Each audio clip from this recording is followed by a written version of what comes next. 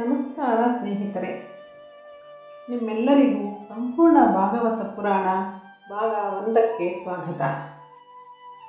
ಅಂತ್ಯವೇ ಇಲ್ಲದ ಭಯಾನಕ ಹಿಂಸಾಕಾಂಡದ ನಂತರ ಹುಟ್ಟಿ ಬಂದ ಶಾಂತಿ, ಭದ್ರತೆ, ಸಂತೋಷವೇ ಭಾಗವತ ಪುರಾಣ. ವ್ಯಾಸ ಮಹರ್ಷಿ 18 ಪರ್ವಗಳಲ್ಲಿ ಮಹಾಭಾರತ ಇತಿಹಾಸ ಗ್ರಂಥವನ್ನು ರಚಿಸಿದ್ದಾರೆ. 18 ಅಕ್ಷೋಹಿಣಿ ಸೈನ್ಯ ಕುರುಕ್ಷೇತ್ರದಲ್ಲಿ ಮರಣಿಸಿ ರಕ್ತ ಕೋಡಿಯಂತೆ ಹರಿದು ಹೆಣಗಳ ರಾಶಿ ಪರ್ವತದ ಎತ್ತರಕ್ಕೆ ಬೆಳೆದು ನಿಂತು ದ್ವೇಷವೇ ಜೀವನವೆಂಬಂತೆ ಎಲ್ಲರ ಮನಸ್ಸಿನಲ್ಲಿಯೂ ಹರಡಿ ಪ್ರತೀಕಾರದ ಜ್ವಾಲೆಯಂತೆ ಉರಿದು ಕಣ್ಣೀರು ಆಗಸಕ್ಕೆ ತಾಕಿ ಮಹಾಭಾರತದ ಕುರುಕ್ಷೇತ್ರ ಯುದ್ಧ ಕೊನೆಗೊಂಡಿತು. ಇಂತಹ ಮಾನವ ಮಾರಣಕಾಂಡದಿಂದ ಸಾಧಿಸಿದ್ದೇನು? ಇಂತಹ ರಾಕ್ಷಸತ್ವ ಪ್ರದರ್ಶಿಸಿ ಇಷ್ಟೊಂದು ರಕ್ತ ಹರಿಸಿ ಮಾನವರನ್ನು ಬಲಿಯಾಗಿಸಿ ಕೊನೆಗೆ ಸಾಧಿಸಿದ್ದೇನು? ಹಸ್ತಿನಾಪುರದ ಸಾಮ್ರಾಜ್ಯ ಸಾಧಿಸಿದ ನಂತರ ನಡೆದಿದ್ದೇನು? ಧರ್ಮರಾಜನಿಗೆ ಉಳಿದ ಸಂತೋಷವೇನು? ಪ್ರಜೆಗಳಿಗೆ ಸಿಕ್ಕ ಸಂಪತ್ತೇನು? ಕೊನೆಗೆ ಪೂರ್ತಿ ಕುರುವಂಶವು ಅಂತ್ಯವಾಯಿತು. ಯದುವಂಶ ಕೂಡ ಅಂತ್ಯವಾಯಿತು. ಪಾಂಡವರು ಸ್ವರ್ಗ ತಲುಪಿದರು. ಪರೀಕ್ಷಿತ ರಾಜ ಹಾಗೆಯೇ ಬಲಿಯಾದ. ಕುರುಕ್ಷೇತ್ರ ಯುದ್ಧದ ನಂತರ ದುಃಖ, ಚಿಂತೆ, ನೋವು, ಕೋಪ, ವೇದನೆ ಇವೆಲ್ಲವೂ ಒಟ್ಟುಗೂಡಿ ವ್ಯಾಸ ಮಹರ್ಷಿಯನ್ನು ಬಹಳ ನೋಯಿಸಿದವು. ದ್ವೇಷ ಹಾಗೂ ಅಸೂಯೆ ಹಿಂಸೆಗೆ ಕಾರಣವಾಗುತ್ತದೆ, ಭಕ್ತಿ ಶಾಂತಿಗೆ ಕಾರಣವಾಗುತ್ತದೆಂದು ಅರ್ಥ ಮಾಡಿಕೊಂಡ ವ್ಯಾಸರು ವಿಪರೀತವಾದ ದುಃಖದಲ್ಲಿ ಮುಳುಗಿ ಹೋದರು. ಕುರುಕ್ಷೇತ್ರ ಯುದ್ಧದಲ್ಲಿ ನಡೆದ ಹಿಂಸೆಯನ್ನು ರಚಿಸಿ ಪ್ರಜೆಗಳಿಗೆ ತಿಳಿಸುವುದರಿಂದ ಸಾಧಿಸಿದ್ದಾದರೂ ಏನೆಂದು ಹಲವಾರು ವರ್ಷಗಳು ಚಿಂತಿಸುತ್ತಾ ತನ್ನೊಳಗೆ ತಾನೇ ಹೋರಾಟ ನಡೆಸಿದರು ವ್ಯಾಸರು. ಆ ಸಮಯದಲ್ಲಿ ಅವರ ಬಳಿ ನಾರದ ಮಹರ್ಷಿ ಬಂದರು. ವ್ಯಾಸರ ಮನಸ್ಸಿನಲ್ಲಿರುವ ವೇದನೆ ಅರ್ಥ ಮಾಡಿಕೊಂಡ ನಾರದ ಮುನಿ, ಓ ವ್ಯಾಸ, ಫಲಿತಾಂಶ ಅಂದರೆ ಲಾಭವನ್ನು ಆಶಿಸಿ ಮಾಡುವ ಕೆಲಸ ಯಾವಾಗಲೂ ನಿಂದನೆಯನ್ನು ತರಲು ಕಾರಣವಾಗುತ್ತದೆ. ಆದರೂ ಸಹ ಜೀವಿಗಳು ಅದನ್ನೇ ಮಾಡಲು ಬಹಳ ಇಷ್ಟಪಟ್ಟಿರುತ್ತಾರೆ. ನೀವು ಮಹಾಭಾರತವನ್ನು ರಚಿಸಿ ಪ್ರಚಾರ ಮಾಡಿದ್ದೀರಿ. ಆದರೆ ಕೋರಿಕೆ ಲಾಭದ ಬಯಕೆಯಿಂದ ಒದ್ದಾಡುತ್ತಿರುವ ಮನುಷ್ಯನಿಗೆ ದೇವರ ಸೇವೆಯೊಂದೇ ಶಾಂತಿ ಪ್ರಸಾದಿಸುವುದು. ಹಾಗಾಗಿ ನೀವು ಭಗವಂತನ ಬಗ್ಗೆ ಭಕ್ತಿ ಭಾವನೆ ಬರುವಂತಹ ಅಂಶವನ್ನು ರಚಿಸಿ ಎಂದು ಸಲಹೆ ನೀಡಿದರು. ಆ ರೀತಿ ನಾರದ ಮುನಿಗಳ ಸೂಚನೆ ಮೇರೆಗೆ ವ್ಯಾಸ ಮಹರ್ಷಿ ಮಹಾಭಾಗವತ ಪುರಾಣ ರಚಿಸಿ ಪ್ರಪಂಚಕ್ಕೆ ಭಕ್ತಿ ಭಾವನೆ ಹರಡಿದ್ದಾರೆ. ಈ ರೀತಿ ವ್ಯಾಸ ಮಹರ್ಷಿಯ ಕೈಯಿಂದ ರಚಿಸಲ್ಪಟ್ಟ ಭಾಗವತ ಪುರಾಣ ಅವರ ಕುಮಾರನಾದ ಶುಕ ಮಹರ್ಷಿ ಮೊದಲು ಅಧ್ಯಯನ ಮಾಡುತ್ತಾರೆ. ಅದರ ನಂತರ ಪರೀಕ್ಷಿತ ಮಹಾರಾಜನಿಗೆ ಕೇಳಿಸುತ್ತಾರೆ. ಅಭಿಮನ್ಯುವಿನ ಕುಮಾರ ಪರೀಕ್ಷಿತ ಇವನಿಗೆ 7 ದಿನಗಳಲ್ಲಿ ಮರಣಿಸುವಂತೆ ಒಬ್ಬ ಮುನಿಯಿಂದ ಶಾಪವಿರುತ್ತದೆ. ಹಾಗಾಗಿ ಜೀವಿಸಿರುವ ಆ 7 ದಿನಗಳು ಸಹ ಒಳ್ಳೆಯ ವ್ಯಕ್ತಿಗಳೊಂದಿಗೆ ಸಮಯ ಕಳೆಯಬೇಕೆಂದು ತೀರ್ಮಾನಿಸುತ್ತಾರೆ ಪರೀಕ್ಷಿತರು. ಅದೇ ಸಮಯಕ್ಕೆ ಅಲ್ಲಿಗೆ ಶುಕ ಮಹರ್ಷಿ ಬರುತ್ತಾರೆ. ಅವರ ಬಳಿ 7 ದಿನಗಳು ಕೇವಲ ಶ್ರೀ ಮಹಾವಿಷ್ಣುವಿನ ಕಥೆಗಳು ಮಾತ್ರ ಹೇಳೋ ಹಾಗೆ ಪ್ರಾರ್ಥಿಸುತ್ತಾರೆ. ಆದ್ದರಿಂದ ಶುಕಮುನಿಗಳು ಆ 7 ದಿನಗಳಲ್ಲಿ ಪರೀಕ್ಷಿತ ಮಹಾರಾಜರಿಗೆ ಭಾಗವತ ಪುರಾಣವನ್ನು ವಿವರಿಸುತ್ತಾರೆ. ಹೀಗೆ ಹೇಳುತ್ತಿರುವಾಗ ಅಲ್ಲಿರುವ ಕೆಲವರಲ್ಲಿ ಉಗ್ರಶ್ರವಸ್ಸಿನವರು ಸಹ ಒಬ್ಬರು. ಇವರಲ್ಲಿ ಸೂತ ಪುರಾಣಿಕರೆಂದು ಸಹ ಕರೆಯುತ್ತಾರೆ. ಈತ ನೈಮಿಷಾರಣ್ಯದ ಬಳಿ ಸೌನಕರೆಂಬ ಮುನಿ ನಡೆಸುತ್ತಿರುವ ಸತ್ರಯಾಗದ ಬಳಿ ಬಂದು ಅವರಿಗೆ ಈ ಭಾಗವತ ಪುರಾಣವನ್ನು ವಿವರಿಸುತ್ತಾರೆ. ಈ ರೀತಿ 3 ದಶಗಳಂತೆ ಈ ಪುರಾಣ ಪ್ರಜೆಗಳಿಗೆ ತಲುಪಿದೆ. ಮೊದಲು ವ್ಯಾಸ ಮಹರ್ಷಿಯ ಕೈಯಿಂದ ಬರೆಯಲ್ಪಟ್ಟಿದೆ. ಎರಡನೆಯದಾಗಿ ಶುಕಮುನಿಗಳು ಪರೀಕ್ಷಿತ ಮಹಾರಾಜರಿಗೆ ತಿಳಿಸಿದ್ದಾರೆ. ಅದರ ನಂತರ ಉಗ್ರಶ್ರವಸ್ಸರ ಮುಖಾಂತರ ಸಾವಿರಾರು ಮುನಿಗಳಿಗೆ ತಿಳಿದು ಬಂದಿದೆ ಭಾಗವತ. ಭಾಗವತ ಒಂದು ಪುರಾಣವೇ ಆಗಿದ್ದರೂ ಇದೊಂದು ಚರಿತ್ರೆಯಂತೆ ಅನೇಕ ರಂಗದಲ್ಲಾದ ಬದಲಾವಣೆಗಳು ಪ್ರಜೆಗಳಿಗೆ ತಿಳಿಸುವ ಸಾಮಾಜಿಕ ಗ್ರಂಥದಂತೆ. ರಾಜರು, ಅವರ ವಂಶ, ಅವರು ಮಾಡಿದ ಕೆಲಸಗಳು, ಸೃಷ್ಟಿಯ ಮೊದಲಿನಿಂದ ಪ್ರಚಾರದಲ್ಲಿರುವ ಕಥೆಗಳು, ಸಂಘಟನೆಗಳು ಇದರಲ್ಲಿರುತ್ತವೆ. ಸ್ವಯಂಭೂ ಮನುವಿನಿಂದ ಹಿಡಿದು ಕಲಿಯುಗದ ಮನುವಿನವರೆಗೂ ಕ್ರಮವಾಗಿ ಒಂದು ಪದ್ಧತಿಯಲ್ಲಿ ಈ ಕಥೆ ಇರುತ್ತದೆ. ಇನ್ನು ವೇದಗಳಲ್ಲಿರುವ ಜ್ಞಾನ, ಯಜ್ಞ, ಯಾಗಾದಿಗಳ ಬಗ್ಗೆ ವರ್ಣನೆ, ಜ್ಞಾನ ಮಾರ್ಗ ತಿಳಿಸಿದಂಥ ಕಪಿಲ ಮುನಿಯ ಕಥೆ, ಅವಧೂತರು ಅವತರಿಸಿದ ಋಷಭ ಜಡಭರತರ ಬಗ್ಗೆ, ಭಕ್ತಿ ಭಾವ ಪ್ರತೀಕವಾಗಿ ನಿಂತ ಪ್ರಹ್ಲಾದನ ಬಗ್ಗೆ, ಶರಣಾಗತಿ ಬೇಡಿ ರಕ್ಷಿಸಲ್ಪಟ್ಟ ಧ್ರುವನ ಬಗ್ಗೆ, ಗಜೇಂದ್ರನಿಗೆ ಅನುಗ್ರಹಿಸಿದ ಮೋಕ್ಷದ ಬಗ್ಗೆ ಭಾಗವತ ಪುರಾಣದಲ್ಲಿ ಅದ್ಭುತವಾಗಿ ವಿವರಿಸಿದ್ದಾರೆ. ಅಂದಿನ ಕಾಲದಲ್ಲಿ ಈ ಭಾರತ ಭೂಮಿಯ ಮೇಲೆ ಸಮೃದ್ಧವಾಗಿ ಹರಡಿದಂತಹ ರಾಜ್ಯಗಳು, ರಾಜಕೀಯಗಳನ್ನು ತಿಳಿಸುವ ಕೃತಚಕ್ರವರ್ತಿಯ ಕಥೆ, ವೇಣುವಿನ ಕಥೆ, ಅಗ್ನಿತ್ರತನ ಕಥೆ ಇದರಲ್ಲಿರುತ್ತದೆ. ಭಾಗವತ ಪುರಾಣ ಮನುಷ್ಯನೊಳಗೆ ಭಕ್ತಿ ತುಂಬುತ್ತದೆ. ಭಕ್ತಿ ಎಂಬುದು ಮಾನಸಿಕವಾದುದು. ದೇವರೊಂದಿಗೆ ಮಾನಸಿಕವಾದ ಸಂಬಂಧ ಬೆಳೆಸುವುದೇ ಭಕ್ತಿ.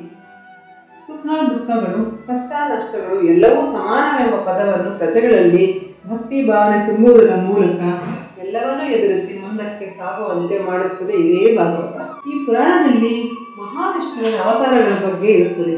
ಅದರಲ್ಲೂ ಪ್ರಧಾನವಾಗಿ ಶ್ರೀಕೃಷ್ಣ ಪರಮಾತ್ಮರ ಅದ್ಭುತವಾದ ಕಥೆಗಳಿರುತ್ತದೆ. ರಾಧಾಕೃಷ್ಣನನ್ನು ಪ್ರೀತಿಸುತ್ತಾಳೆ. ಕೃಷ್ಣ ಎದುರು ಬಂದಾಗ ಅವಳಿ ಲೋಕವನ್ನೇ ಮರೆತು ಆನಂದ ಭಾಷ್ಪ ಸುರಿಸುತ್ತಿದ್ದಳು. ಅವರು ಕಾಣಿಸದಿದ್ದಾಗ ವಿರಹದಿಂದ ನರಳುತ್ತಿದ್ದಳು. ಒಂದು ಭಕ್ತಿಯಲ್ಲಿರುವ ಅನಂತವಾದ ಭಕ್ತಿಗೆ ರೂಪವಾಗಿ ರಾಧಾಳ ಪಾತ್ರದ ಬಗ್ಗೆ ಭಾಗವತದಲ್ಲಿದೆ. ಅದೇ ರೀತಿ ಕೃಷ್ಣನ ತಾಯಿ ಯಶೋಧಮ್ಮ ಸಹ ಕೃಷ್ಣನನ್ನು ನೋಡಿ ಅಷ್ಟೇ ಸಂತೋಷಿಸುತ್ತಿದ್ದಳು.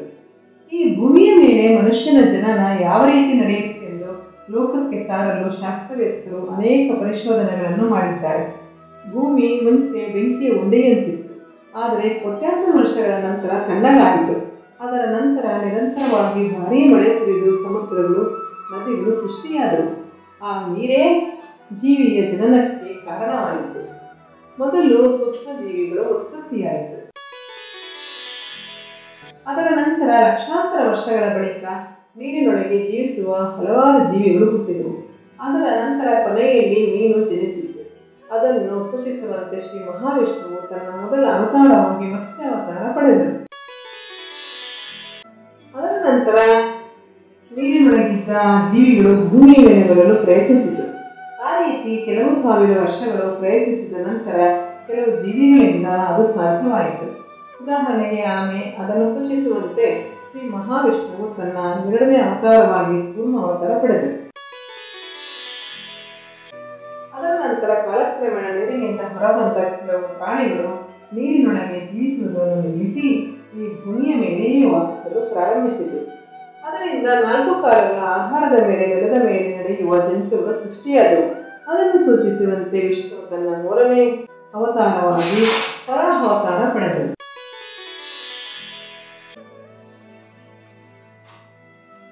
ಈ ನೆಲದ ಮೇಲಿನ ಜೀವಿಗಳು ಮರದ ಮೇಲಿನ ಹಣ್ಣು ಹಂಪಲಿಗಾಗಿ, ಎಲೆಗಳಿಗಾಗಿ ತಮ್ಮೆರಡೂ ಕಾಲಗಳನ್ನು ಮೇಲೆತ್ತಿ ಕೀಳಲು ಪ್ರಯತ್ನಿಸುತ್ತಾ ಕೊನೆಗೆ 2 ಕಾಲಗಳ ಮೇಲೆ ನಿಲ್ಲುವಂತೆ ಜಂತುಗಳು ಸೃಷ್ಟಿಯಾದವು. ಇದನ್ನೇ ಸೂಚಿಸುವುದು ವಿಷ್ಣುವಿನ 4ನೇ ಅವತಾರವಾದ ನರಸಿಂಹ ಅವತಾರ. ಅದರ ನಂತರ ಪೂರ್ತಿ ಮನುಷ್ಯ ರೂಪದಲ್ಲಿ ಮೊದಲ ಮಾನವ ಅವತರಿಸಿದ. ಆದರೆ ಅವನು ಸ್ವಲ್ಪವೂ ಜ್ಞಾನವಿಲ್ಲದೆ ಮೂರ್ಖನಾಗಿದ್ದ. ಇದನ್ನು ಸೂಚಿಸುವುದಕ್ಕಾಗಿಯೇ ಶ್ರೀ ವಿಷ್ಣು ತನ್ನ 5ನೇ ಅವತಾರವಾಗಿ ವಾಮನ ಅವತಾರ ಪಡೆದರು. ಬಲಿ ಚಕ್ರವರ್ತಿ ರೂಪದಲ್ಲಿದ್ದ ಅಜ್ಞಾನವನ್ನು ಪಾತಾಳಕ್ಕೆ ತುಳಿದರು. ಅದರ ನಂತರ ಪರಶುರಾಮನಂತೆ, ಶ್ರೀರಾಮನಂತೆ, ಶ್ರೀಕೃಷ್ಣನಂತೆ ಅವತರಿಸುತ್ತಾರೆ ಶ್ರೀ ಮಹಾವಿಷ್ಣು. ಈ 3 ಅವತಾರಗಳು ಮನುಷ್ಯನೊಳಗಿರುವ ಸತ್ವಗುಣ, ರಜೋಗುಣ ಹಾಗೂ ತಾಮಸ ಗುಣಗಳನ್ನು ಸೂಚಿಸುತ್ತದೆ. ಸತ್ವಗುಣದಿಂದ ಶ್ರೀರಾಮಚಂದ್ರನಂತೆ ಅವತರಿಸಿ ಸದ್ಗುಣದಿಂದ ಸಾಧುವಿನಂತೆ ವರ್ತಿಸಿ ಒಳ್ಳೆಯ ರೀತಿಯಲ್ಲಿ ಹೇಗೆ ಜೀವಿಸಬೇಕೆಂದು ಲೋಕಕ್ಕೆ ಸಾರಿದರು ಶ್ರೀ ಮಹಾವಿಷ್ಣು. ರಜೋಗುಣದಿಂದ ಪರಶುರಾಮರಂತೆ ಅವತರಿಸಿ ವಿಪರೀತವಾದ ಕೋಪವೆಂದರೇನು, ಪ್ರತೀಕಾರವೆಂದರೇನು, ಆ ಕೋಪ ಪ್ರತೀಕಾರ ಕೇವಲ ಕೆಟ್ಟವರ ಮೇಲೆ, ದುಷ್ಟರ ಮೇಲೆ ಮಾತ್ರವೇ ತೋರಿಸಬೇಕೆಂಬ ಕಾರಣದಿಂದ ಕೇವಲ ಅಂತಹ ಕ್ಷತ್ರಿಯರನ್ನು ಮಾತ್ರವೇ ನಾಶಗೊಳಿಸಿದರು ಶ್ರೀ ಮಹಾವಿಷ್ಣು. ತಾಮಸ ಗುಣದಿಂದ ಶ್ರೀಕೃಷ್ಣರಂತೆ ಅವತರಿಸಿದರು. ಆದರೆ ಶ್ರೀಕೃಷ್ಣ ಪರಮಾತ್ಮರು ಸತ್ವ, ತಮೋ, ರಜೋಗುಣಗಳನ್ನು ಸಹ ಪ್ರದರ್ಶಿಸಿದರು. ಒಂದು ಬಾರಿ ಸಾಧುವಿನಂತಿದ್ದರೆ ಮತ್ತೊಂದು ಬಾರಿ ಆಗ್ರಹದಿಂದ ಸುದರ್ಶನ ಚಕ್ರ ಪ್ರಯೋಗಿಸಿ ರಜೋಗುಣವನ್ನು ಸಹ ಪ್ರದರ್ಶಿಸುತ್ತಾರೆ. 8 ಜನ ಪ್ರಧಾನ ಹೆಂಡತಿಯರು, 16,100 ಜನ ಇತರ ಹೆಂಡತಿಯರು, ಅವರಿಗೆ ಜನಿಸಿದ ಮಕ್ಕಳು, ಅವರ ಮಕ್ಕಳು, ಹೀಗೆ ಕೃಷ್ಣನ ಬಯಕೆ, ಆಸೆ ಅಂದರೆ ತಾಮಸ ಗುಣ ವ್ಯಕ್ತಪಡಿಸುತ್ತಾರೆ. ಬೌದ್ಧಾವತಾರದಲ್ಲಿ ಜಗತ್ತೇ ಕ್ಷಣಿಕ, ಶೂನ್ಯ ಎಂದು ಜ್ಞಾನೋದಯ ಕೊಟ್ಟರು. ಅದರ ನಂತರ ಕಲ್ಕಿ ಅವತಾರವಾಗಿ ಶ್ರೀ ಮಹಾವಿಷ್ಣು ಅವತರಿಸಲ್ಪಡುತ್ತಾರೆ. ಅಲ್ಲಿಗೆ ಕಲಿಯುಗ ಮುಕ್ತಾಯಗೊಂಡು ಮತ್ತೆ ಸತ್ಯಯುಗ ಪ್ರಾರಂಭವಾಗುತ್ತದೆ. ಹೀಗೆ ಮತ್ಸ್ಯಾವತಾರದಿಂದ ಹಿಡಿದು ಕಲ್ಕಿ ಅವತಾರದವರೆಗೂ ಮಾನವನ ಪರಿಣಾಮ ಕ್ರಮವನ್ನು ತೋರಿಸುತ್ತದೆ ಭಾಗವತ ಪುರಾಣ. ಈ ವಿಧವಾಗಿ ಎಲ್ಲಾ ಕಥೆಗಳು ಭಾಗವತ ಪುರಾಣದಲ್ಲಿವೆ. ದಶಾವತಾರಗಳು ಮಾತ್ರವಲ್ಲದೆ ಶ್ರೀ ಮಹಾವಿಷ್ಣುವಿನ ಎಲ್ಲಾ ಅವತಾರದ ಕಥೆಗಳು ಸಹ ಭಾಗವತ ಪುರಾಣದಲ್ಲಿರುತ್ತದೆ. ಮೊದಲು ರಾಮಾಯಣ, ನಂತರ ಮಹಾಭಾರತ, ಅದರ ನಂತರ ಭಾಗವತ ಪುರಾಣ ರಚಿಸಲ್ಪಟ್ಟಿದೆ. ಈ ಮೂರು ಗ್ರಂಥಗಳಲ್ಲಿರುವ ಸಾರಾಂಶ ಪ್ರಜೆಗಳ ಜೀವನ ವಿಧಾನದಲ್ಲಿ ಅನುಕ್ಷಣ ಕಾಣಿಸುತ್ತದೆ. ನೀವು ಹೌದೆಂದರೂ ಇಲ್ಲವೆಂದರೂ ಈ ಮೂರು ಮಹಾಗ್ರಂಥಗಳ ಪ್ರಚಾರ ನಮ್ಮ ಮೇಲೆ ಖಂಡಿತವಾಗಿ ಇದ್ದೇ ಇರುತ್ತದೆ. ಅಂತಹ ಅದ್ಭುತವಾದ ಭಾಗವತ ಪುರಾಣದಲ್ಲಿ 18,000 ಶ್ಲೋಕಗಳಿವೆ. 12 ಭಾಗಗಳಂತೆ ಇದನ್ನು ವಿಭಜಿಸಲಾಗಿದೆ. ಪರಿಶೋಧಕರ ಪ್ರಕಾರ ಕ್ರಿಸ್ತಪೂರ್ವ 3070ರಲ್ಲಿ ಭಾಗವತ ಪುರಾಣ ರಚಿಸಲ್ಪಟ್ಟಿದೆ. ನಮಗೆ ಸಿಕ್ಕುವ ಭಾಗವತ ಪುರಾಣ ಮಾತ್ರ ಕ್ರಿಸ್ತಶಕ 9 ಅಥವಾ 12ನೇ ಶತಮಾನದಲ್ಲಿ ಬರೆದಿರುವಂಥದ್ದೆಂದು ಪರಿಶೋಧಕರ ಅಭಿಪ್ರಾಯ. ಭಾಗವತ ಪುರಾಣ ರಾಮಾಯಣ ಹಾಗೂ ಮಹಾಭಾರತದಂತೆ ಒಂದೇ ಕಥೆಯ ಬಗ್ಗೆ ವಿವರಿಸುವುದಿಲ್ಲ. ಅನೇಕ ಬೇರೆ ಬೇರೆ ಅದ್ಭುತವಾದ ಕಥೆಗಳ ಜೋಡಣೆ ಇದು.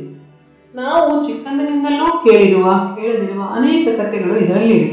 ಭಾಗವತ ಪುರಾಣ ಮೊದಲಿನಿಂದ ಕೊನೆಯವರೆಗೂ ಕೇಳಿ ತಿಳಿದುಕೊಳ್ಳುವ ಹಂಬಲ ಬಹಳ ಜನಕ್ಕಿದೆ. ನನಗೂ ಸಹ ಅದೇ ಆಸಕ್ತಿ ಇತ್ತು. ನನ್ನ ಕುತೂಹಲವೇನೋ ಈಗ ಪೂರ್ತಿಯಾಯಿತು.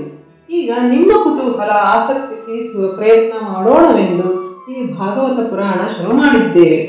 ಇದಕ್ಕೆ ನಿಮ್ಮೆಲ್ಲರ ಪ್ರೋತ್ಸಾಹ, ಬೆಂಬಲ ಇದ್ದೇ ಇರುತ್ತೆ ಎಂದು ಆಶಿಸುತ್ತೇವೆ. ಇನ್ನು ಭಾಗವತ ಪುರಾಣ 2ನೇ ಎಪಿಸೋಡ್ನಲ್ಲಿ ನಾವು ಭೇಟಿಯಾಗೋಣ. ಹಾಗೆಯೇ ಈ ವಿಡಿಯೋ ನಿಮಗೆ ಇಷ್ಟವಾದಲ್ಲಿ ಲೈಕ್ ಹಾಗೂ ಶೇರ್ ಮಾಡುತ್ತಾ ನಿಮ್ಮ ಅನಿಸಿಕೆ, ಅಭಿಪ್ರಾಯಗಳನ್ನು ನಮ್ಮೊಂದಿಗೆ ಹಂಚಿಕೊಳ್ಳಿ. ಧನ್ಯವಾದಗಳು.